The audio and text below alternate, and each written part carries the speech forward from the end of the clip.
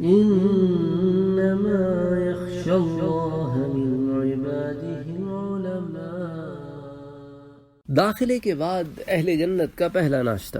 حضرت ابو سعید خدری رضی اللہ تعالی عنہ سے روایت ہے کہ اللہ کے رسول صلی اللہ علیہ وآلہ وسلم نے ارشاد فرمایا کہ قیامت کے دن زمین ایک روٹی بن جائے گی جس کو جبار و قہار اپنے دست قدرت میں لے کر الٹے پلٹے گا، جیسے تم میں سے کوئی شخص سفر میں روٹی کو الٹتا پلٹتا ہے۔ الٹ پلٹ کر مستوی بنا کر اللہ زمین کو اہل جنت کی اولین مہمانی قرار دے گا۔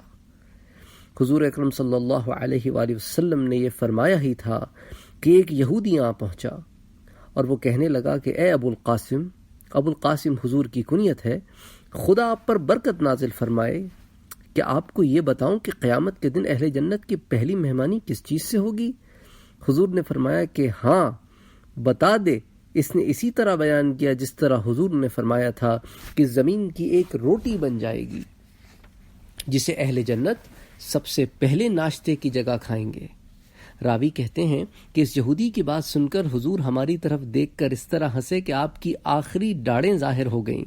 یہ ہنسنا اس خوشی میں تھا کہ اللہ نے جو علوم انبیاء سابقین کو دیے تھے مجھے بھی دیے ہیں، جن میں سے بعض چیزیں نقل در نقل ہو کر یہودیوں میں بھی مشہور و معروف ہیں۔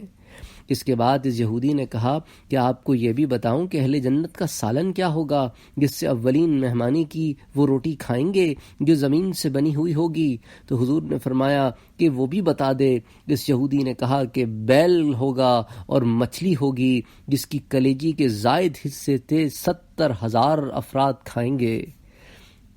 اس حدیث کو جمع الفوائد میں بیان کیا گیا ہے اور یہ حدیث بخاری اور مسلم دونوں میں موجود ہے، تو متفق علیہ حدیث ہے۔ تو جنت میں کھانے پینے کے لیے بے انتہا نعمتیں ہوں گی۔